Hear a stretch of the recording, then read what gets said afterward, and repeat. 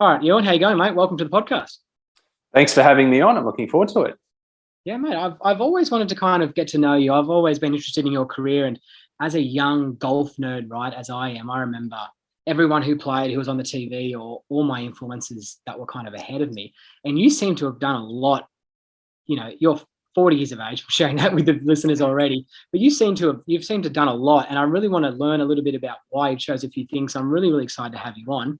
But Ewan, let's get straight into your playing career, right?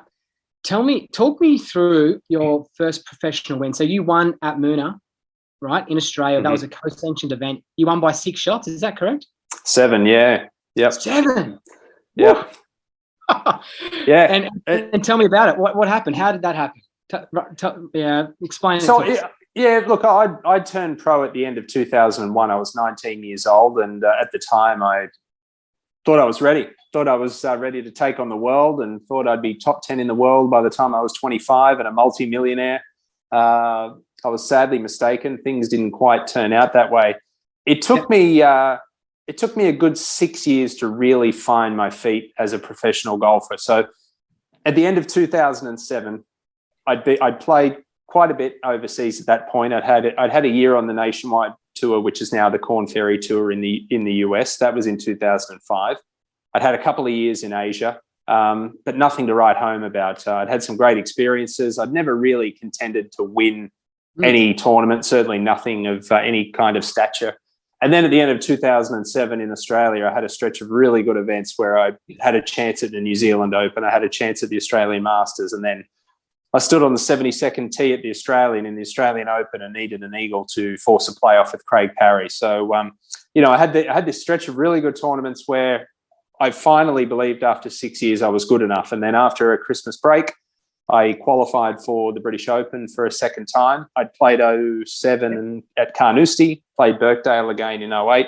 And then not long after that, that second time I'd qualified, we were down at Moonah Links for the co-sanctioned event, which you mentioned, the Moonah Classic on the nationwide tour, now Corn Ferry Tour.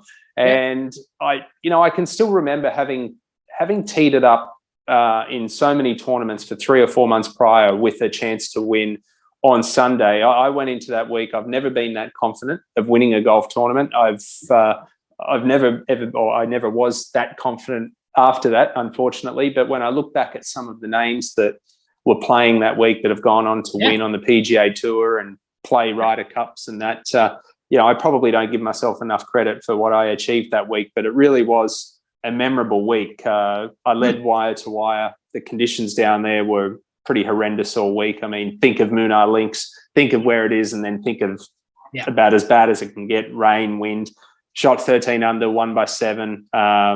Injured my neck after 2 rounds as well. I got up early Saturday morning and went to the gym, and it was cold, and I probably didn't warm up properly. And when I say injured my neck, to the point where I was within a whisker of pulling out, and it actually worked as a blessing in disguise, because I took my mind off. There was so much at stake, right? I didn't have an overseas tour card at the time. A lot of money on the line, a lot of recognition. Obviously, it was live on TV, and it took my mind off everything that could happen. And I think I just wanted to get through each shot because I was in so much pain, and it probably was as present as I've ever been on a golf course. It's interesting that too, isn't it? When you sometimes it can sometimes make you maybe a little bit more hyper aware when you're actually a little bit injured as well, isn't it? Like, kind of make sure that keep you maybe even a bit focused as well. I'm not saying use it to your advantage to get injured. Wouldn't recommend that to anyone. No, you're right, because I think it's all relative, and I think your average golf club member listening can probably relate to it. Wake up with a stiff back on a Saturday morning. They're not sure if they can get a tee in the ground, let alone play 18 holes. And all of a sudden you're a couple up on your handicap through 4 holes. But you're not really paying too much attention to it because you're just trying to, play without pain. And sometimes being in that frame of mind can alleviate a lot of stress. It can actually, as well, it can help you manage your expectations as well for the club golf. Totally. So they're not putting that fear. I just had, mental coach on before you. So if you want to listen to that one. But so that one there, you actually had, legend Terry Price was pretty close to you as well. And obviously Jared Lyle as well. He was up there. Yeah. The legend he is. But tell me, right? Tell me. So does that give you your nation at that time? It was your nationwide tour. So did you earn status then for the next year? Yeah, correct. I got a 2-year exemption for winning on the nationwide tour at the time, and that win actually put me in second place on the money list behind Jared. Jared had won an event in Mexico earlier in the year and did something else really good as well prior to that. So he was number one on the money list. I was number two. And then I ended up heading over to the US maybe 3 or 4 weeks after that to play there for the rest of the year. But one of the benefits of me winning that event was Golf Channel in the US, which is a cable network over there. They had a show on there called Quest for the Card on prime time once a week. And they focused on 3 players for the entire year. And it was myself, Jared, and Daniel Summerhays from the US. And basically we had cameras follow us right from when we arrived at the tournament on a Monday or Tuesday right through till when we finished on Sunday or Friday. It was too often for me as well. But it was a lot of fun, and that gave us a lot of exposure, because I think Golf Channel's in something like 70 or 80 million households in the US. So it was really cool. I mean, I was 25 years old, and I ended up traveling with Jared quite a bit. I mean, all the Aussies hung out a lot and traveled together. And although I played pretty terribly the second half of that year, unfortunately, I have so many great memories from my time. What's it? Yeah. Well, what's it like, right? You know, from Australia, you know, age of 25, and then just uprooting everything and then just moving completely to the States to play full time. I'm sure maybe it was in your dreams to do that, but what was it like as a reality of that actually happening? And was it a challenge to kind of get comfortable in the new environment and play week in, week out on a tour initially? Was that a real difficult challenge? The week in, week out thing, I had a lot of trouble with for almost my entire career, to be honest with you. And upon reflection, I think one of the reasons is that as an amateur golfer, you rarely played 4 rounds in Australia, right? I mean, you might have done it a handful of times a year, but the big things were Varden events where you'd go and play 18-hole events on the weekend at different clubs. So your state amateurs, your Australian amateurs, Australian juniors, I played maybe a handful of those a year. So all of a sudden to go from an amateur golfer, and even when I played up in Asia, I might have only played 10 or 12 events max for the year. So all of a sudden getting thrust to the US and playing 25, 30 times a year, that was very, very difficult for me and personally. And I think I got so caught up I basically became obsessed with the game. I really couldn't get away from it. I got caught up in mechanics and technique, and I never had an outlet really outside of golf. And prior to that, I'd always had hobbies outside of golf, and I do again now. I just wish that, again, if I had my time once again, I would go back over there and really try to keep the stress of everything that's involved with playing on tour to a minimum, because it really can wear you down. So you'd probably approach it more of, hey, I know somewhere we don't have to play week in, week out now, but and it might have slowed it a little bit easier. Hey, but just in regards to that, I guess as well, I'd like to share that experience. What do you think it might have been better to approach it, you know, in hindsight? I guess you don't want to miss the opportunities. You want to play each week as well. Like go 4 to 5 tournaments in a row, have a break, 4 to 5 tournaments in a row. Is that something that you generally see that on the PGA Tour, don't you? With and what you watch with players do that to save that burnout and to look after their golf game as well, really. What's difficult about that is, and you've got to have a lot of discipline to do that, and I'll use 2008 as an example. Mentioned I was second on the money list after winning at Moonar, and then the first half of the year, I think in the first half of the year over there, I made 7 or 8 cuts out of 12 at tournaments. I think the best finish I had was 30-something. So consistent golf, nothing great. And then I started playing really poorly. And each week, my position on the money list was dropping. I knew the top 25 earned their cards, but all of a sudden I've gone from second to 7th, and then from 7th to 15th. And then I think to myself, well, I don't want to take a week off, because I've got 2 or 3 guys behind me that if they make the cut, they're going to make enough money. I'll be 20th after next week. So then I go and play instead. And if I miss the cut, then I'm even more burnt out physically and mentally than I already was. So it really takes, that's why you hear players when they say they've got a plan, they've got a strategy, they've got their team around them. I wish I had a proper team around me then, because I didn't. But you need a structure in place to certainly to go to the other side of the world and tackle a tour like the Nationwide Tour or the PGA Tour. And I probably didn't have that discipline. I know that I teed it up, I think, 15 times in a row one year. And what made it even more difficult was not having a home base in the US. So I thought to myself, if I don't play, I don't really want to burden people I know with hosting me for a week or billeting me for a week. And I don't really just want to go and stay in a motel for no reason for a week. So I may as well go and play golf. So there are a lot of things that I was just winging at the age of 25 over there, as opposed to having a purpose and a plan. And that's interesting that too. Like when you look at the money list, I guess, of the top 25 people, it's not as if they have finished, on average, the person who finishes 20th hasn't finished 20th every single event. They may have just had 3 really good finishes, and prepping themselves like the players do for the majors or something. So giving yourself the best possible chance to perform where you weren't giving yourself that best chance at that time, I guess, in hindsight, because you were kind of burnt out. Yeah, I was. And you're spot on with what you said. I mean, I know I've spoken to Nick O'Hearn quite a lot about this, and I don't think there was ever a more consistent golfer on the planet than Nick O'Hearn there for a number of years. Yeah. Every week he was contending. He actually never won in the US, but he was top 5, it seemed like, every single tournament. And with as consistent as he was, he said to me twice a year he felt like his overall game was where he wanted it. Twice a year out of 25 tournaments. And you think about the expectations that we place on ourselves, certainly as professional golfers. And again, it's all relative for every level of golfer. And you're talking about one of the best golfers on the planet there for a number of years. Twice a year, he felt like his game was where he wanted it. So when you hear that, you really should cut yourself some slack and, understand that, your B and C game is what you're going to have the majority of the time, and you've got to accept it. Yeah, it's crazy. Like, I think, you're counted as an absolute crazy successful player on the PGA Tour if you get, more than 2 wins. That's touted as a fantastic career. Yes, totally. We put these expectations on us. Hey, tell me, right? So when did you get your second win? That was in the States, your first win in the States? Yeah, that was in 2010. Yeah, 2 years after my first win. And a lot had happened between that first win at Moonar and in 2009, I actually took a 3-month break from the game. I burnt myself out. The end of 2008, I actually went close to winning the Australian Open at Royal Sydney again.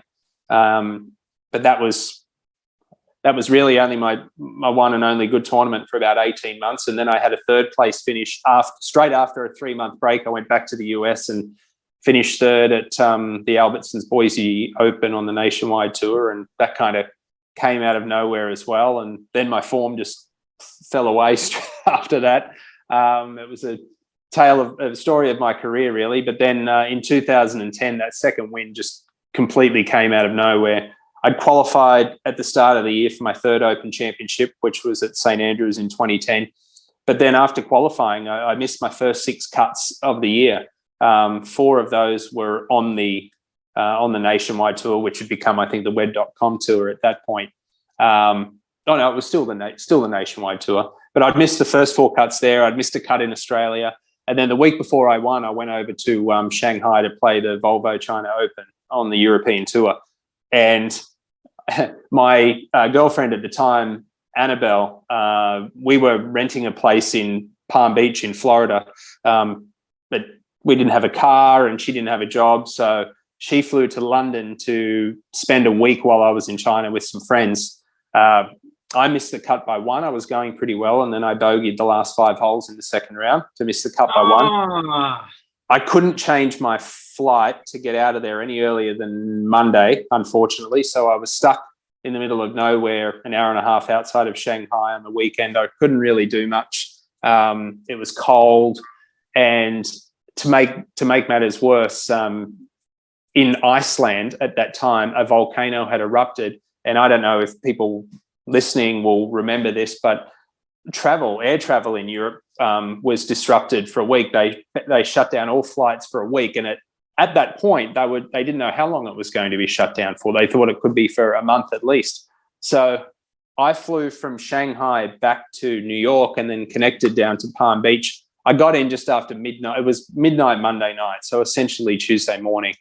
And with the 5 or 6 hour time difference, whatever it was, by the time I got home, I got straight onto Skype to Annabelle in the UK, and we were trying to devise a plan of what was going to happen because she couldn't get out of the UK, and we were looking at ships from the south of the UK to New York, and or does she stay over there? Does she stay over there for a month and just get some part-time work? And we had no idea what to do. And the one thing that we decided on doing was moving out of the apartment in Palm Beach. It just really wasn't working at the time. So I was completely jet lagged, and I spent all of that Tuesday and Wednesday morning packing up our apartment.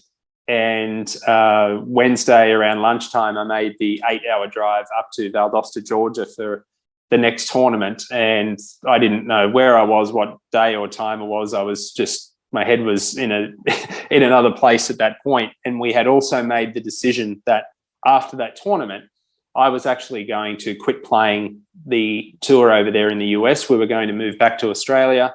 I was going to compete on it was the One Asia tour at the time, and just commute from Sydney. And Annabelle was going to get a job at Fox Sports that I'd lined up for her. And anyway, Annabelle ended up being able to fly out of London on the Wednesday afternoon, I think it was, and she got the very first flight out of there when they opened up flights again. She flew to New York. She stayed in New York on that Wednesday night and then flew down to Jacksonville, Florida on Thursday, got in, I don't know, like 2 or 3 o'clock in the afternoon. I didn't have much sleep. I was getting billeted by a family on the golf course. I teed it up in my first round Thursday morning, having not seen the golf course. And then I shot 5 under in the morning. And then I don't know how I did that, but I had a few reporters waiting to interview me off the 18th green in that first round. And I said, oh, look, I'm sorry, guys. I've got to drive 2.5 hours interstate to Jacksonville to pick up Annabelle and then drive 2.5 hours back. And I still remember when I picked her up and she asked me how I went. And when I said 5 under, she said, bullshit. She didn't believe me. I'd been playing terribly. She thought there's no way after all this you can play well. And then, drove back. And then the next 3 days, obviously continued to play some terrific golf. And I played the last 2 days alongside Johnny Vegas, who I ended up beating by a shot. David Hearn, Chris Kirk, Keegan Bradley, they're all in contention, Brendan Steele. And it was just an incredible week. And I think, again, going back to what we spoke about Mooner, I think my expectations were just so low that week. I didn't expect anything at all. And I knew it was going to be my last event. And then all of a sudden I won. And again, that changed everything after that. It's interesting because that's a crazy story. And it's that managing expectations again, potentially. Hey, I think it's easy to see that, not easy to see, right? But I think it's a bit of a trend there between your 2 good results and why they potentially may have happened. Yeah. Oh, absolutely. And I wish I could have channeled that when I felt healthy, when I wasn't thinking about moving back to Australia or anything. But it's just such a difficult game, and unfortunately, I couldn't find that again. Maybe I'll find it on the seniors tour. Who knows? Maybe we're all trying to get that in good shape. So tell me about let's just kind of dive into the back nine, right, of that tournament, right? Yeah. So surely you started to believe that you were potentially a chance at winning, right? Like, what was it like heading into that back nine? So you beat Johnny Vegas by 1. Keegan Bradley, Chris Kirk. These guys have gone on to some seriously good PGA Tour careers. Keegan Bradley's won a major championship. Not long after. Actually, wouldn't have been long after that, I would have thought, actually. He actually won the next year. He won the PGA Championship in 2011. Yeah, I remember Gary Woodland was right up there in contention as well. Jason Kokrak played group in front of me. A lot of good players there. So what's it like when you get onto the 18th hole, right? We'll say the 72nd hole. What's you thinking? What are you starting to feel like then? You're starting to feel like, obviously, your expectations are a little bit higher than what they were before the tournament started because you're winning them. Yeah.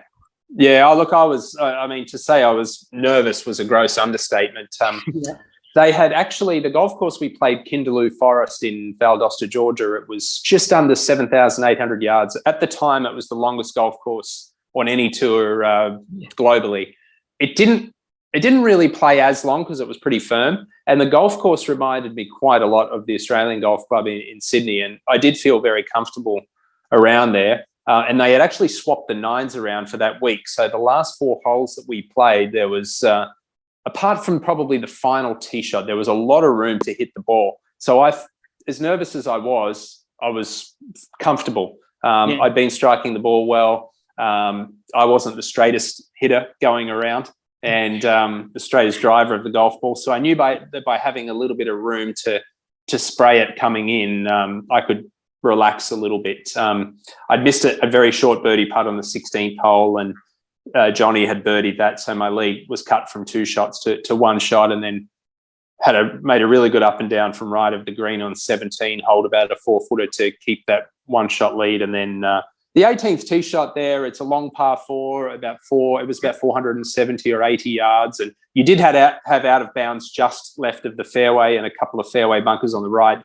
But it is a very wide fairway. And Johnny hit first, and he hits it a country mile, but he blasted it way right. I mean, 50 yards right of the fairway. I didn't even know what was over there.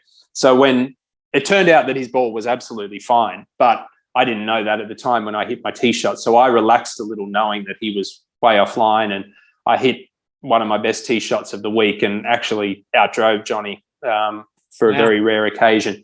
He missed the green with his second shot.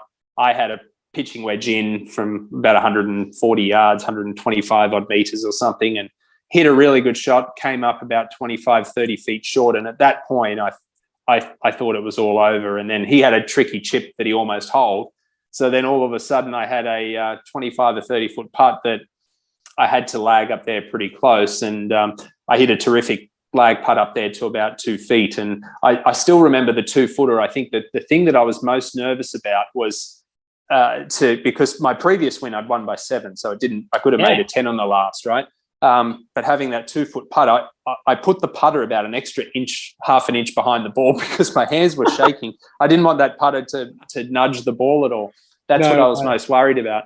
But when I holed it was the most incredible feeling. And I mentioned that I was getting billeted out that week, and the host family that had me there, they had like 20 or 30 of their friends following me around, and they were like my cheer squad on the weekend there. So it was almost like a home crowd, and they were all supporting me, and it was just an incredible feeling. That's nice. Hey, I would say, a pitching wedge from 120, 140 yards, that's what you want. Middle of fairway, isn't it? That's the number you want. That's the full swing still. You don't have to take anything off it. It's probably a comfortable club, I'd imagine. The incredible thing about that was, and I don't think I really experienced this too often in my professional career, but how much adrenaline actually contributes to hitting the golf ball further, because I've played that hole probably 10 times since. And when I played the 72nd hole there in the tournament, it wasn't that windy. It was to start out the day, but it wasn't that windy at the time. I've gone back there, and I don't think I've ever hit shorter than a 7 or 8 iron into the green. It's always sort of been 5 iron through 8 iron. And I hit a pitching wedge in because there was so much adrenaline, and I probably hit my tee shot 20, 30 meters further than what I normally would as well. And that's like what you see with the long drivers, right? They're all about trying to get their blood flowing, get it all pumping, just to try and get that energy out there and try to lose that adrenaline, I guess, and in a bit of that way. But hey, switching back to 2008 when you nearly won the Australian Open at Royal Sydney there. Yep. And tell me, was there an incident involving the party hole around a toilet roll? What's going on I'm guessing Brent Dale told you that one. Yeah. So I wasn't even going to tee it up that week, because I think my 12 tournaments coming into it were 10 missed cuts, 1 DQ for signing an incorrect card, and then 1 withdrawal. It was just a horror stretch, to say the least. And funny thing is, I live right now where I'm talking to you. I'm probably about a 300-meter walk to the clubhouse at Royal Sydney. And at the time, I walk past that golf course on the way to Bondi so often, and there are just so many memories flooding back of that Australian Open week when I walk past there. But it was in the first round, the 17th hole, a really tough par 3 there was the party hole, and they had the big Oakley tent. with DJs and bars set up behind the green, couple thousand people in there, very rowdy. Certainly in the afternoon when we came through about 3 o'clock that Thursday, and I had started on the 10th and was a couple under par through 7 holes, so very good start. And the pin was tucked on the left on 17, and I remember I hit a good tee shot, but it drifted off the left side of the green, and there's a big steep bank that propels the ball about 15, 20 yards off the green. And I can still remember everything clear as day. I had a decent lie, but it was a very tight lie. A lot can go wrong when you've got a very tight lie like that. I had everyone up in the Oakley tent probably betting on me to flub the chip or knock it up and down or what have you. Going back to the 14th tee, which is a par 3, Brent Dale, who was caddying for me, he had gone into the restroom there near the tee and walked out with one of the toilet rolls, and I actually can't remember if it was him or me that said, if I do something great on the party hole, we'll throw that toilet roll up into the party hole and into the tent area. And like with that chip, honestly, I had a bit of a backstop behind it, but I was hoping to get it up there within about 8 or 10 feet because it was pretty much a big full swing flop shot. I had no green to work with, up a steep bank, and lo and behold, I hold it. I have no idea how. I could probably sit there with another 100 shots and not even go close, but sure enough, I hold it, and Brent threw that toilet roll up into the crowd, and it was silly, I guess you could say, looking back at it, but we had so much fun that week. It's the most random thing I've ever heard. I asked Brent. Brent is obviously a good friend of yours, and he was caddying, and I talk to Brent regularly.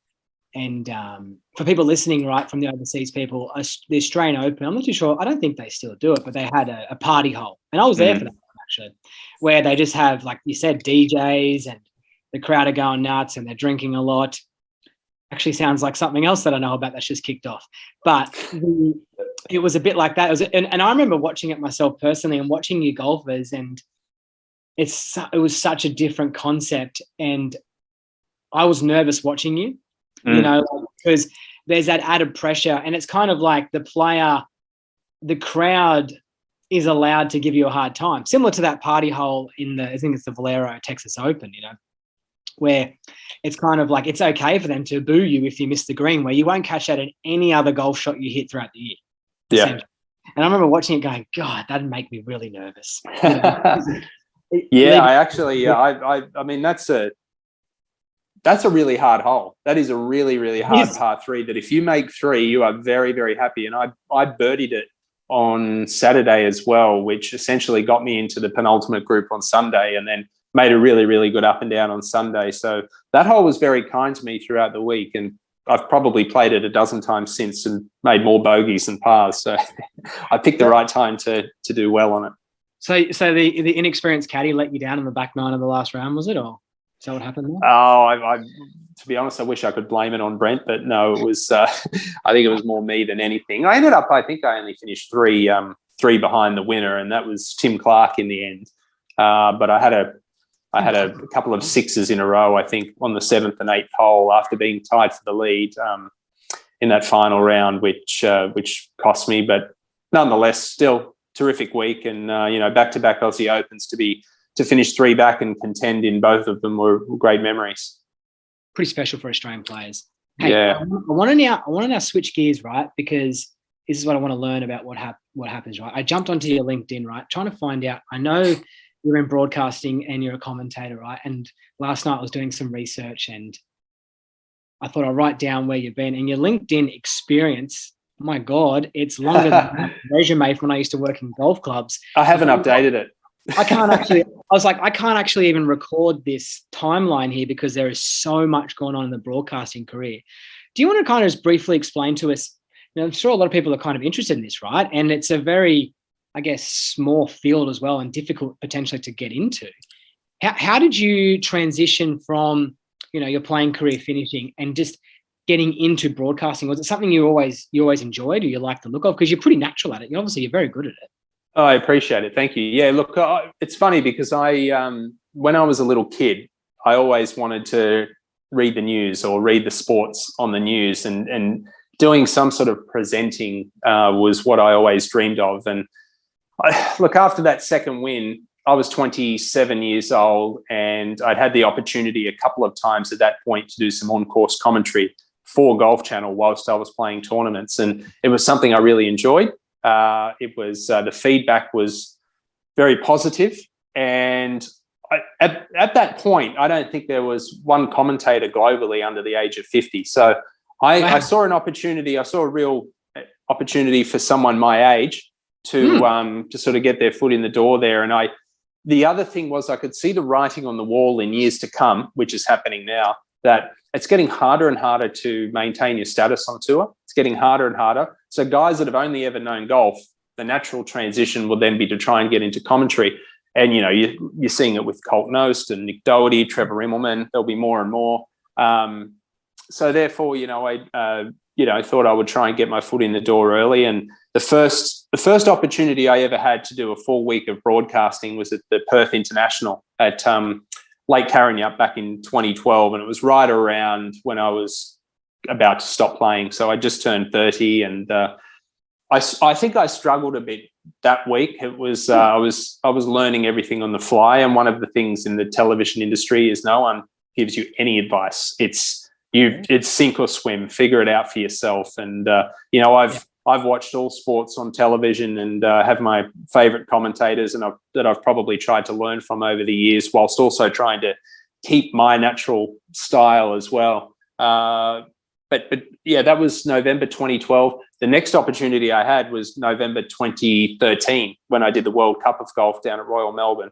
And when you look back at it and you see, Ewan stopped playing at the beginning of 2013 when he was 29, and he did the World Cup later that year. And then it's not golf related, but straight after the World Cup, I filmed a craft beer series for Travel Channel in the US. And you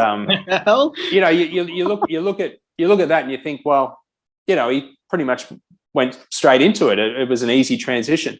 Between the World Cup of Golf in 2013 and the US Open in 2017 at Erin Hills, I didn't work 1 week, and so that's almost 4 years, and it was not for a lack of trying. I was working my butt off and went through a really, really difficult period in my life where, it was all self-inflicted because the broadcasting side of it was what I wanted to do, but all of a sudden I went from a career that was completely dictated by me and what I was doing, and all of a sudden it became something that was very subjective, and I was relying on someone to give me an opportunity. Didn't matter how good I thought I was. At that point I didn't have a show reel or anything to show anyone, or I didn't have a resume to say I'd done this and I'd done that.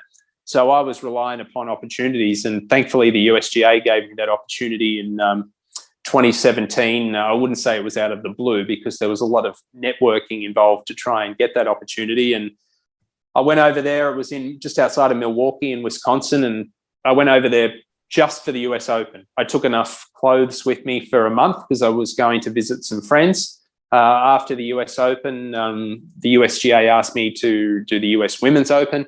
Nice. After the US Women's Open, I got to do the US PGA Championship, and then that's when Channel 7 knocked on the door and did the events out here. And look, everything really, in a nutshell, just snowballed via that first US Open at Erin Hills. So you just got better at it, and then all of a sudden you become a little bit more, I guess, in demand as well. People like what you do. Yeah, absolutely. Yeah. What advice would you give to someone who wanted to get into broadcasting? Is there something that they should be doing, as in regards to a course, or are you talking about golf specific broadcasting? Yeah, let's talk golf. Let's talk golf broadcasting. Yeah. It's a lot of I hate to say it, but it's a lot of who you know as much as as what you know, and I've experienced both sides of the spectrum there. Probably more of the the negative side of that, where I guess you could say, not just myself, but I've fallen victim to the fact that I thought I was going to have a gig, but courtesy of the stronghold and the teams that they already have in place, I haven't been afforded that opportunity. It's not for the thin-skinned. You've got to be very, very thick-skinned. I think there's more people saying no than there is yes. I'd say 95% of the time it's either a no or people don't bother responding. And I had to learn all of this the hard way. And like I said, there were some tough times, some turbulent times in my life trying to make that transition into this. And I spent some time brewing at a brewery in the US and working at a cafe up in Queensland. And it was a lot of different things going on in my life before I really moved into the broadcasting. But it's, apart from being thick-skinned, you've obviously got to love what you do. You've got to do your research. You've got to be yourself. And I really just try and be as authentic as possible. And I think for me, I hope that my, I guess you could say, I don't want to sound too boastful, but I'd like to think that my knowledge of the game and the players is pretty high. It just comes from being a geek. A golf geek, and it also comes from doing research as well. And I think more than anything, I just try and let my enthusiasm be relayed across to the viewer. I love what I do. I probably spent the first 2 years of my broadcasting, 3 years of it in the commentary box, which I still love. But I've probably spent the last couple of years out on course, and I think I've found my niche out there because it's what I did for a living. It's my bread and butter, and I know the players and I know the majority of the golf courses, and I love chatting to them, interviewing them, all of that. And like I said, just I hope that knowledge and enthusiasm it comes across to the people watching. Yeah, and that kind of that dedication to your your playing career, and I guess the same for me. Like, people ask me all the time, like, how do you know this? How do you know that about the golf swing? Well, it also comes out of fear of not having the answer for someone, right? So studying like crazy that before you go to each tournament and things like that is that you want to make sure that you're as prepared as possible for the event. You can't just roll in and out and not expect to, the old showman kind of type of way about it. You've got to have a bit of preparation about you and be ready for it. So tell me, what is a good little, obviously you got to get the players on board when you're interviewing them, right? But to try and get the best, because I see when I'm watching commentators, right, or people, asking them questions, and I have an interest in it, right? And I like learning about it, and I see how sometimes they get the player on board, get them kind of feeling nice and relaxed, and then try and get, a more, I guess, not straight down the line type of answer out of them.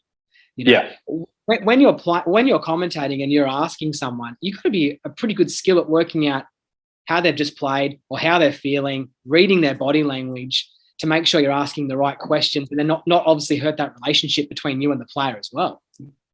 Yeah, there's no question. I think you've got to put that relationship a little bit to the side. That's not easy to do because you don't want to sort of, you don't want to be pussyfooting around a little bit, for lack of a better term. You've got to be honest. And I've done 1,000 on-course interviews, live interviews, and there's only once that I've spoken to a player when they've made a bogey on the previous hole, because my general rule of thumb is if they make a bogey or they three-putt, I'm not talking. And the guy that I spoke to when he made a bogey on the previous hole was Zach Murray about 2 or 3 years ago at the New Zealand Open, and he ended up going on to win it. So he was really, really chilled about it. But I think at first when I started doing the live interviews 4 or 5 years ago out on the course, I was definitely a bit nervous doing it, and I didn't want to say the wrong thing. I always try and focus the first question on something positive. Could be a quote they've made in the press that week. Could be their family watching it. Could be a good round they've had on the course, or a birdie they've made that day, a good shot they've hit. Try and start it off with something positive. But I think as time goes by, I'm probably less hesitant to ask a hard question as well. Because I remember speaking to Max McArdle at the Australian Open back in 2018 at the Lakes. He was playing in the final group on Saturday with Matt Kuchar and Abe Answer, I think, who ended up going on to win it. And Max, I think he started double bogey, but he'd made a couple of birdies. It was playing since then, and it was playing very tough. He was tied for the lead going down 8, and we did a walk and talk. And I asked him about that start, and I said, "Look, how much of that start was due to nerves? How much of it was just basically playing really, really hard. And yeah, he was great. He said, yeah, it's a combination of both, really. And I know a couple of people wrote on Twitter, what are you doing asking those questions and trying to put them off their game? And it's honest, though. I try and put myself in a viewer's position of what I would want to hear. You know, anyone can talk about the birdie they've made, but sometimes you've just got to ask the harder questions. And they're the good questions. They're the ones that when you hear someone saying it and you're like, oh, how's this going to go? You know, when you've probably got a very good read of it, right? Hey, tell me, when's the most nervous you've been asking someone questions, or who's the biggest high-profile person you've had to ask questions to? Well, probably the most nervous I've been was the 2019 US Senior Open. I did a live 6 or 7 minute interview with Jack Nicklaus on the range. Wow. That was I've covered a couple of US Senior Opens, and for me, as far as icons of the game, that's probably almost the pinnacle for me. You know, not only Jack, Tom Watson. I walked onto the 72nd green to interview Steve Stricker when he won the US Senior Open. Freddie Couples, Davis Love, I've chatted to them all there. And then even just recently, I got back a few weeks ago from the US and I did a 6-week stint over there, and I did interviews with Rory, Jordan, Dustin, Max Homer, Jason Day, Scotty Scheffler as well. And I've been very, very, very, very lucky with what I've been able to do and who I've been able to chat to and the tournaments that I've covered. But like I said, I mean, you've got to be prepared. You can't, like, it's live television, right? You say the wrong thing, you're going to look like a fool. And you just, like, I try and be as prepared as possible. And I'm sure, and I like to think that if I watch my work back or you're watching me do my thing, it looks like I'm pretty casual and really enjoying myself. And I am, but underneath the surface, I'm nervous. I'm very, very nervous, even when I'm chatting to these guys. And I think that's when you know it means something. And I've learned at first I was worried how to deal with that, but now I just sort of go with the flow and understand it just comes with the territory. Tell me like the top 3 coolest dudes. Who's the top 3 coolest guys to interview? Apart from what's that? Yeah, I was going to say, apart from, like, you know, the heroes or whatever of our game, but like you said, Tommy Fleetwood's number 1. Yeah, Tommy Fleetwood's number 1. Rory was brilliant to chat to. Coolest dude, who would be another one? I mean, Jason Day's always been fantastic to speak to. I mean, they'd have to be. Tommy Fleetwood's definitely in there, no question about it. And why is that? Gosh, yeah, is that because he's honest, or Tommy? Yeah. I mean, he is honest, but he's just very, very easygoing. Like, it's such a rarity in professional golf. And I mean, if you ask me for one player, he's straight at the top of the list. Tommy Fleetwood. He just very, very easygoing. Helps that I know him, but even in saying that, there are a lot of guys that I know, I won't mention names, there are a lot of guys that I know well who just flat out refuse to do anything with you as far as interviews. Leash is terrific as well. Mark Leishman's brilliant. Yeah. But yeah, I mean, most are pretty good, but there are some that are hard work. I wasn't going to ask you that one. It's funny about that Tommy Fleetwood. Like, he does look like the coolest dude. I think one of the coolest things in golf was him and Francesco Molinari, that Ryder Cup, right? Mollywood, when as they called each other, and that was really cool. And I love the way that they kind of represented Europe and the way that they went about after it as well. I thought it was really cool. That was really cool. Hey, but Tommy Fleetwood still has yet to win on the PGA Tour, huh? Hard to believe. I think the closest he went was Shinnecock in 2018 at the US Open when Brooks won. I was covering that event, and I still remember Tommy shot 79, 63 the last 2 rounds. The golf course was just, it was impossible on Saturday. I don't think anyone after about 12 o'clock even went close to shooting par. It was insane. And then they watered the hell out of it on Sunday, and it played much softer. But yeah, still, you've been up there 1,000 times, never got that victory. It copped a lot of criticism that that US Open, didn't it? It was that setup. They really buggered that up. The USGA. They made a big mistake. A big mistake. Hey, do you think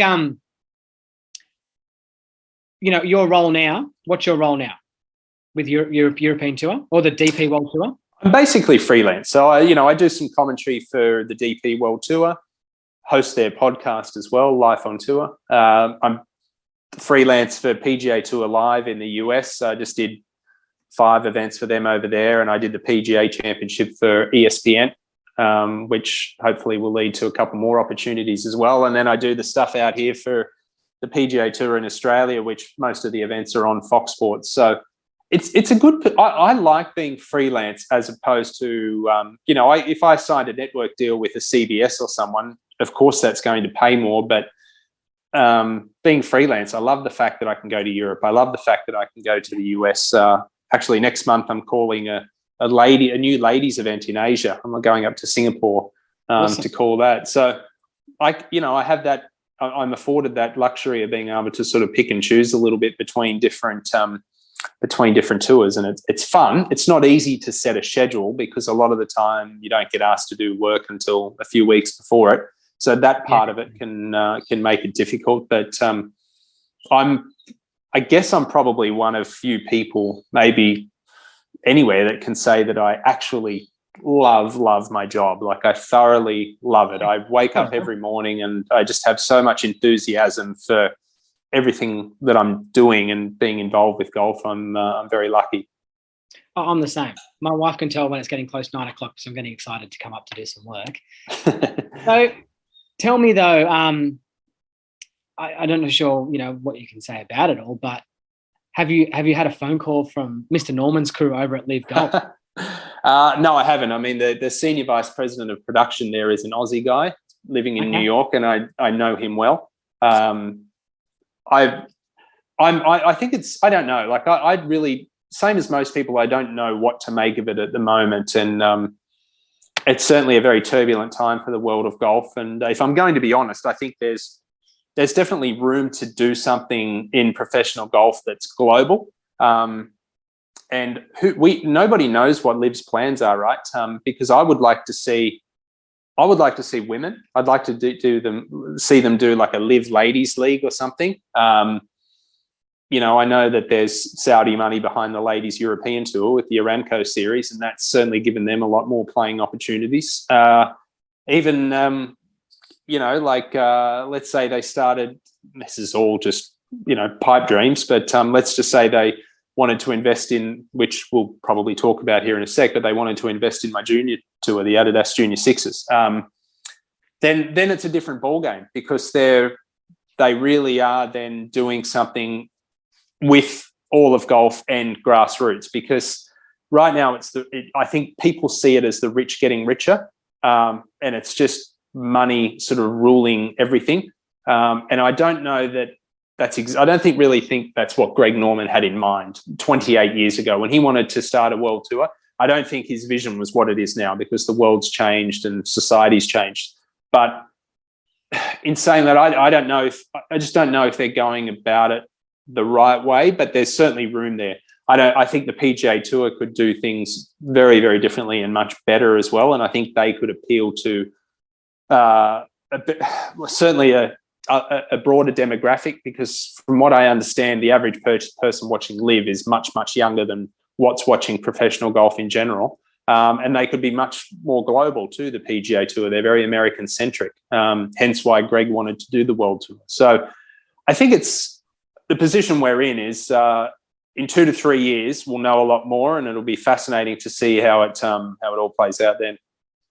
I think in the long run, it's going to be better for the game. Like, for instance, myself, I love watching golf. I love having more opportunity for golf. When you're starting your career, you only had 2 options. You got an extra option to play in now, potentially if you were playing now.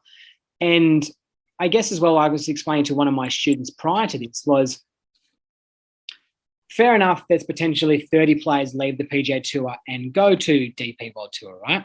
Mm-hmm. But I said to him, I can guarantee you, if I put 30 secondary tour, web.com tour players on the tee, right, on the practice tee next to 30 PGA Tour players, and you didn't know who they were, you wouldn't be able to spot the difference, a lot of the time. That the quality of golf underneath is so good. So we're just affording them an opportunity to potentially play on the PGA Tour, create the new ones, create the new superstars, and live golf, offering opportunity to Asian Tour. I know my friend Travis Smythe got a start. Yeah. I think made more money in 2 weeks than he's made in 4 years. Yeah. So it's been great for him. But obviously there's a few little ways the way they've gone about it with the large sums of money, which I don't know if they even need to pay that much. I'm pretty sure they would have gone for half of that. But I'm interested to see where it goes. And I'm, I like the drama of the men's for us watching it. I think we all enjoy reading it. But I think if they start a ladies tour, though, which I'm supportive of them supporting women's golf, but if they start a ladies tour and give them 10% of what the men got, for instance, they're all going to leave the LPGA tour potentially. Like, you got a Nelly Corder and go, here's 20 million, it's a small portion to what Dustin got. Jesus, you could just see them all coming straight out of there. Like, if they get to play for a $4 million purse, no one's left in America. So I don't know if that'll be good for them. And I would be surprised if that didn't happen. I certainly think that's in their plans. I don't know that. And I don't know if anyone knows that outside of the LIV organisation. But I would be shocked if that's not in their plans, and even as early as next year. Yeah. All right. Let's now transition to something I really want to learn about. So you've started the Adidas Junior Sixes here in Australia. I guess you're one of the founders, or I'm not too sure what your founder. Yeah. I want you to explain to us, and especially to the international guys as well, what it is and why did Australia need it, and what's its purpose and what's its role. Yeah, well, the catalyst for all of this was my dad passing away in September 2018, and even when I was playing and when I stopped playing, I always had an idea to do something with junior golf, but I just didn't know what or how. And I didn't want to. If I did, I didn't want to put on an 18-hole junior tournament for a $50 voucher. If I was going to do it, it had to be different and it had to be big. And in 2019, we held our first tournament at Cronulla Golf Club in Sydney, which is where I grew up. And it was a 2-day event in October. And to get to that point, we called it the Junior Sixes Invitational that first year, because to get to that point, I met with Cronulla Golf Club to see, first of all, if they'd host the tournament. And then I reached out to Golf New South Wales. I reached out to the PGA in Australia and the WPGA, and with some ideas that I had. And ultimately what I wanted was opportunities and pathways. They're the two words that I use. That's like my MO for everything that I'm doing. I want opportunities and pathways that are not created anywhere else. And as it's evolved, I've been lucky to leverage my contacts who love what I'm doing, and I love what we're doing. And, they understand that, you've got the next generation of talent coming through, and it's important for them to go and experience professional environment at tour events. So that first event took place at Cronulla, and what it was basically 36-hole stroke play. And then at the time, it was the top 8 boys and top 8 girls then went and played a 6-hole knockout match against one another, 1 versus 8, 2 versus 7. It was boys playing against one another and girls playing against one another. That was the first year. Hayden Hopewell won that first year, and he defeated Elvis Smiley in the final. I'd heard of a lot of these names, but that week at Cronulla in October 2019 was the first time that I'd really seen in the flesh a lot of these juniors coming through. The 36-hole stroke play was won by a 14-year-old called Jeffrey Guan, who has now gone on to, he's now one of our ambassadors, and he's going to be the greatest thing since sliced bread. He's that good. He's amazing, but and a terrific kid as well. But Hayden Hopewell, Elvis Smiley have both gone on to achieve some brilliant things in the amateur game, and Elvis has turned pro now, obviously. And once the dust had settled from that first year, I realised then that there's an opportunity now to create some sort of series or some sort of tour that's not being done elsewhere. The format, the Sixers part was different. I realised that the top 8 boys, top 8 girls took a bit too long. Didn't probably need that many. So I decided in 2020 to create a 6-tournament series. There were 3 events in Queensland, 3 events in New South Wales, and a points race similar to a race to Dubai or a FedEx Cup. Because of COVID-related issues really ever since then, but certainly in 2020, we had a 3-event Queensland points race, a 3-event New South Wales points race, and then we wound up, actually one of our events was down at the Links Shell Cove in October 2020, but our national final was at Newcastle Golf Club just prior to Christmas, and Jai Halls ended up winning that. Jai is, as we speak, he's at the World Juniors at Torrey Pines in San Diego, and then Justice Bosio was our girls champion, and she finished top 10 at an LET event earlier this year at Bonneville. So the level of play from these kids is it's incredible. And I came through the junior ranks with a whole bunch of guys who ended up winning abroad multiple times. Stephen Bowditch's and James Nitty's, Aaron Price, Michael Sim, Andrew Buckle, Rick Kulaks. There were a lot of us who went on to do some great stuff, some really good stuff around the world. Nick Flanagan's another one.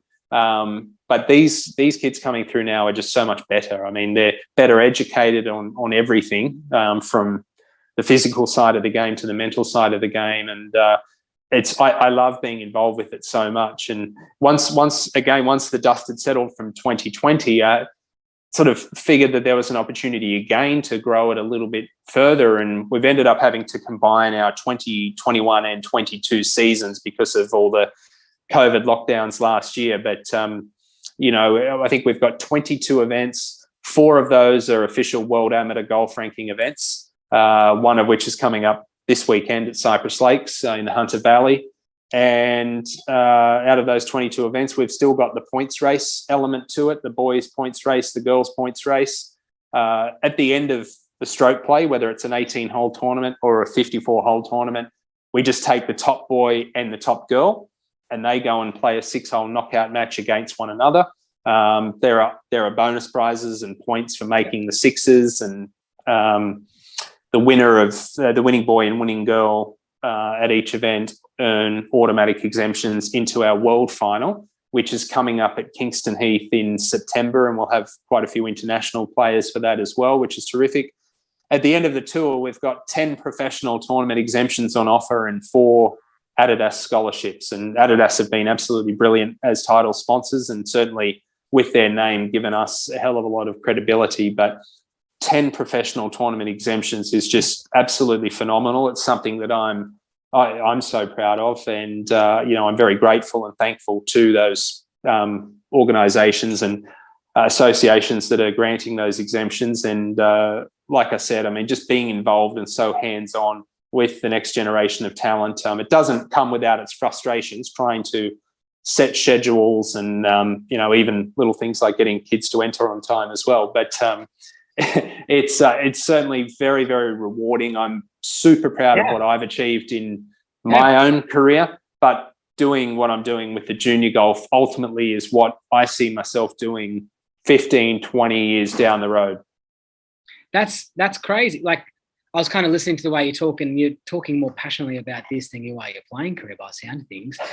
And it's really exciting. A couple of kids that I knew from very little, Jamie Smith and Brody Herring, they play in all the events, and they're loving it. And I think you put a little bit of class towards the junior golf, because we've just been limited to that one kind of junior tournament series that we have here in New South Wales, and it's really cool. It's really cool to see it, and kind of getting those top players surrounded by the top players more often, and getting them used to being in that environment. Because I think one of the challenges that we see with especially being in Australia, is that we can have the big fish in a small pond, essentially, and we're so far away from the other places. And how many stories do you hear about someone who thinks they're really good? And, I've heard of someone use this term quite well, and he said, "Remember when we were growing up and Jason Day was the best Toby?" I said, "Yes."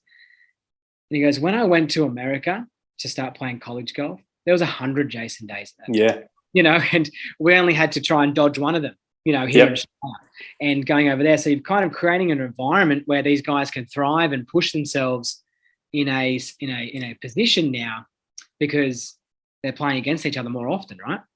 That's right. And, like I said earlier, one of the things that I struggled with when I turned pro was the fact that I only maybe played 5 72-hole tournaments per year. And all of a sudden, as a pro, you're playing 25 to 30. And I won't let the cat out of the bag, but we've got an announcement probably in the next 2 months, 3 months, about our plans for 2023 and beyond. And it involves getting those players together a lot more often than what they currently are, and setting a schedule where they can play a lot of big tournaments. And I've been working on this for quite a long time now, and I feel like it's given me a lot of purpose. But I just want to see, we've got so many talented players in Australia that they're just, quite often, they just, geographically, that's the biggest issue, biggest hurdle they've got to overcome. Geographically, we're so isolated, and then obviously there's the financial element. To go to the other side of the world, I want to be able to try and bridge those gaps and create the opportunities where that's not as much of a hurdle as what it has been in the past. And one of those hurdles for a player trying to leave Australia for the limited opportunities they might get overseas is that you're kind of putting a timeline on how quickly they got to perform, and that adds a lot of pressure, right? Like I'm only here for X time because my money's going to run out, and if I don't perform within the next time, then I'm gone, and that brings its challenges, right? And we know totally. That when we take the time away, or we can help manage our expectations, but at least you're creating an environment where they can go there and be under that same environment and feel comfortable in it. Yeah, and look, one of the great little byproducts of the Adidas Junior Sixes tour as well is that I'm now sort of a player director for a college recruitment company, the golf side of it, and I've got pretty much every single college, I think, in the US following what we do, and constantly, even today, waking up to a bunch of emails with some of the players that have signed up asking about them. And college golf has become a really big thing for Australian kids once again, because it fizzled out there for a long time. And I'm a big believer in the college system. I'm a big believer in players have got to do what they think's right for themselves. There's no right or wrong. If they want to stay here in Australia and play under the Golf Australia rookie program or whatever it is, then perfect. That's what they should do. But if they want to go and play college golf, I think college golf just opens a whole new world up. All of those events are televised now. They play I think about a 14 or 15 event schedule over there, and that's excluding the 2 or 3 month gap in the summer, in the middle of the year over there. And it's a great opportunity for exposure for them and networking and people that can certainly help and influence them in their careers. Yeah, but there's also, like, we could go into that one, but yeah, college golf, you've got to really mentor them into that as well. I've seen it go with some of my players over there, can actually go backwards at times, getting used to kind of new team environment as well. So I guess as of the list of achievements, you could pretty much say throughout your whole career, right, that your playing career, your commentary career, and your, the passion you can see in your face around your junior stuff, it's pretty level, right? Yeah, look, I'm everything has led to what I'm doing, right? And everything, I don't play professional tournaments anymore. I wouldn't say no to the odd cameo if I did practice more than once every 12 months. But the broadcasting side of it, I love. My ultimate goal with the broadcasting is to just be very selective about what I do, rather than just say yes to all the gigs that pop up. But everything complements one another. I think by me doing the broadcasting and sort of keeping my own profile out there with that, that helps me then network and leverage some of my contacts for the Adidas Junior Sixes. And, as I said to you, 15, 20 years from now, I think I'd like to think that'll be my legacy, is creating this Adidas Junior Sixes. But, the commentary side of it, I don't know how long that I'll do that for. But certainly by still being involved with it, that complements and helps what I'm doing with the juniors. And that's, when we say things happen, and things kind of push in certain directions. Like if my playing career went quite well, then I wouldn't be living here with 2 kids in Bali. Like if you had one more tournaments and kept your card and, went on to a successful playing career, then some of these kids wouldn't have had this opportunity. So, they are kind of, I guess very grateful for what's happened in your whole career to kind of lead towards this, eh? Yeah, look, I think grateful's another word too. I am very grateful. I'd love another zero on the end of my bank account, and perhaps I could have, wouldn't we all? I mean, perhaps I could have had that zero if I kept playing. I don't know, but I also think that if I hadn't have walked away from it when I did, I probably would have ended up, because that's all I knew. I turned pro when I was 19.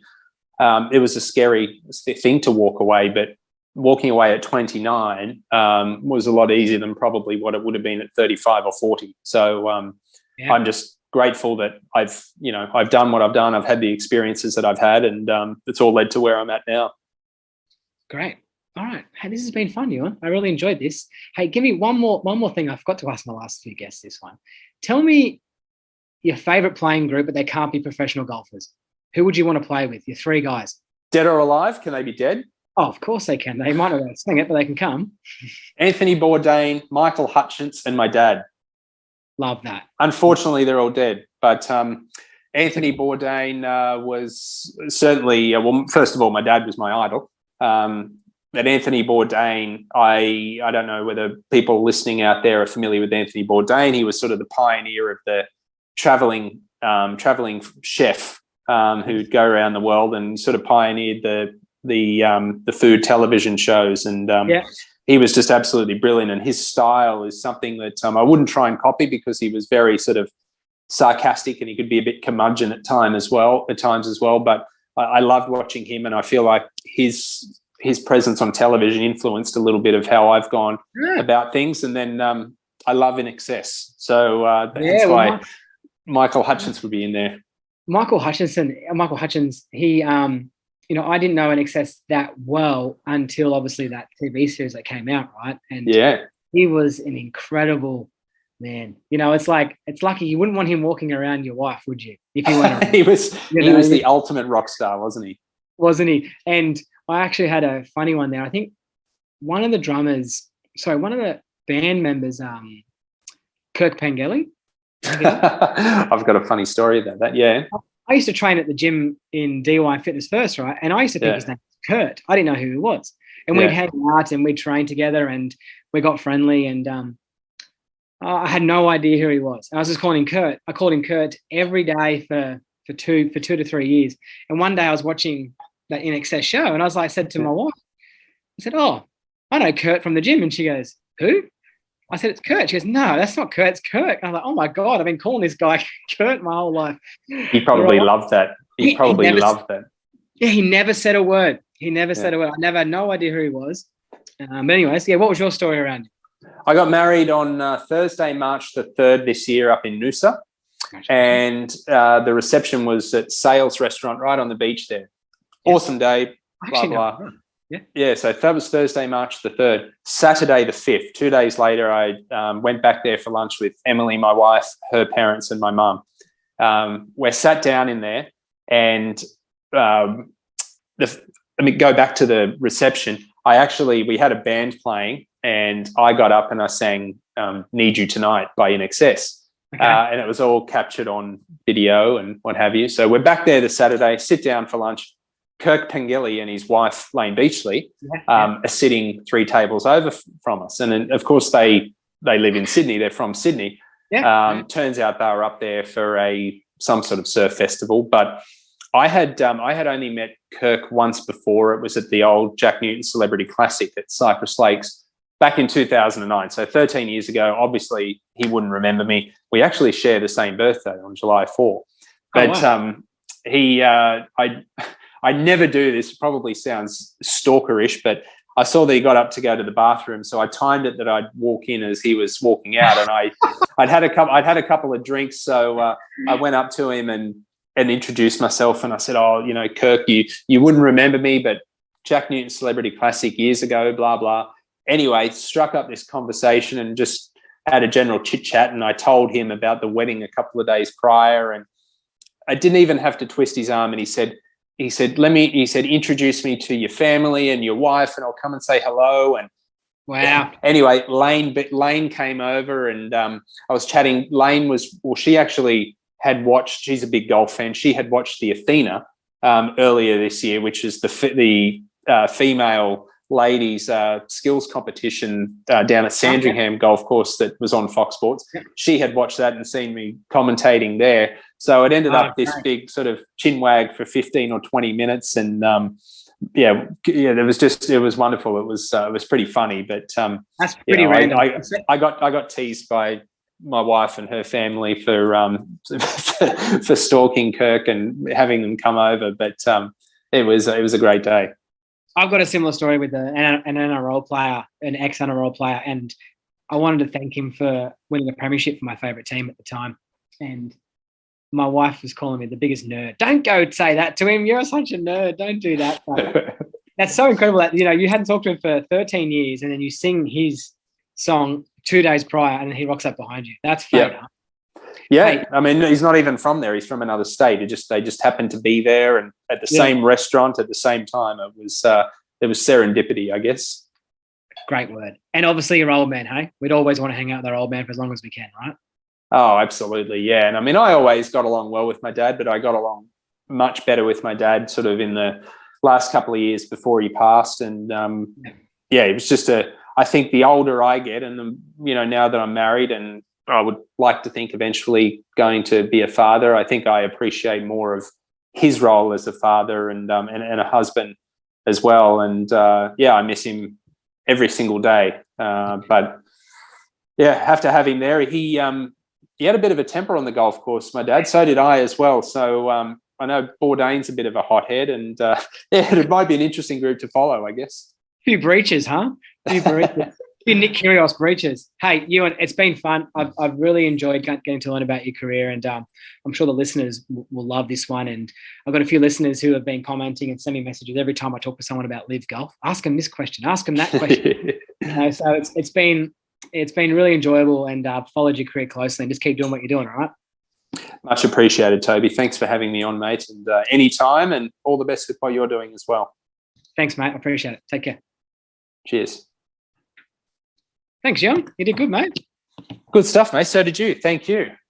You probably haven't been on that side very often, have you? Have you done many podcasts or getting asked questions? Not in the last year. Prior to that, yeah. I mean, I guess when I was playing, not that it was podcast back then, but when I was playing, I was always being interviewed. Certainly the last few years it's been flipped, but it's good. Yeah. I mean, I guess the easiest thing for anyone to do, right, is to talk about themselves. But yeah, it was fun. I don't do it that often, and it's actually nice to.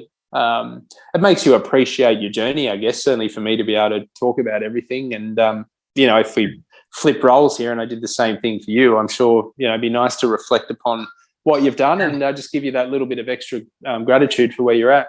I do a bit I get asked a lot. We're starting that mentor program, but I get asked a lot through Skillest, my online with the career. I guess the lifestyle I've built around my business is, so a few times I'm getting asked, but all I keep saying, right, is just got to work hard. Just keep working hard and do what you love. And that's like, it's like, I feel like every time I do one with them to try and help the other young coaches, I'm kind of like, I don't feel like I gave any value. And then I get all these messages coming in. Oh, thank you for that. You really helped me there. And I'm going, all I kept saying is work hard. Yeah, but exactly. And I think whatever you're doing, it probably is relatable to anything. But I think when it becomes a chore, it's either when you've got to quit or you've got to take some time away to, get some perspective. Because when I look back at the last 3 years of my golf career, even though I was only 26, 27, and I did have a win in there, the writing was on the wall for me. When I was that age, I was always going to burn out and walk away early, but I think I was probably just a little bit scared to. It was all I'd ever known, but you can't. I wake up every day with so much enthusiasm for whatever I'm doing that, hopefully that always continues. But if it doesn't, then I'll know now that it's time to do something different. Yeah, you sound like as well when I talk to people about shifting careers, like I always say about, or whatever you choose to do, you never know. Like I was talking to someone the other day about, my online coaching business and just how lucky we are. Like especially like to even think financially how lucky we are. But I wouldn't have predicted this 3 years ago. You know, like, I wouldn't have predicted this 3 years before that. You kind of like, you just go as hard as you can in one area. And if you like it, you like it. If you don't, then you just shift, right? Yeah. It's like you did that with your golf, like your commentary is doing that, and you're doing it with the junior sixes. So it's, I guess that's kind of a good way to kind of push forward and look at it. But it seemed to me like, you know, as you're talking about some of those kind of issues around playing as well, you know, Bowditch has suffered from a little bit as well, hasn't he? A lot, you know, towards big time. You know, and big time. Yeah, he's had a lot of issues. He's a good friend with Philip Baird, the head pro at Manly, and I did my traineeship there. So Bowditch. Oh no, sorry, I worked as assistant pro there, and I used to meet Bowditch a few times, and you kind of watch his career because you kind of got to meet him, and I don't know what he's doing now. He's saw his wife at the PGA at Southern Hills because she's involved in the television production side, and I think he's playing the odd tournament on the Corn Ferry Tour, but he had a spine fusion like Tiger did a couple of years ago, and I think he's into flipping houses and real estate a little bit now over there. He lives in Texas, and I haven't seen him in 10 years probably. It was such a bizarre kind of scenario. Like, you'd watch him and he'd play PGA Tour event and shit like 85, 83, and then tee up the next week. Yeah. You know, like, he just kept playing, like shooting in the 80s. I think he shot in the 80s 10 rounds in a row or something. Oh, I don't know. Yeah, and I know he had a 90 and like 5 or 6 DQs his first year, but then ended up a few years later, he won twice, played President's Cup, and then he couldn't break 80 again. It was a bizarre career, really. I watched him around the Aussie Open once, and my friends, Paul Hines, I think, was sponsoring at the time. And he was using like a Cleveland launcher driver, that one that had the little up out of it. And I heard it and I was like, I know that sound. And he's just popping this little Healy cut thing around the course. And I was like, that driver's like 8-year-old. Yeah. It was. Anyways, I might get him on one day, huh? Hey, but I appreciate that. And you did good, mate. And I look forward to kind of seeing your work kind of moving forward. Yeah, appreciate it. Thanks, Toby. Anything I can help with, just give me a shout, mate. Yeah, for sure. All right. Thanks, mate. All the best. Take care. Enjoy Bali. I will. See you, mate. Bye-bye. See you, mate. Bye.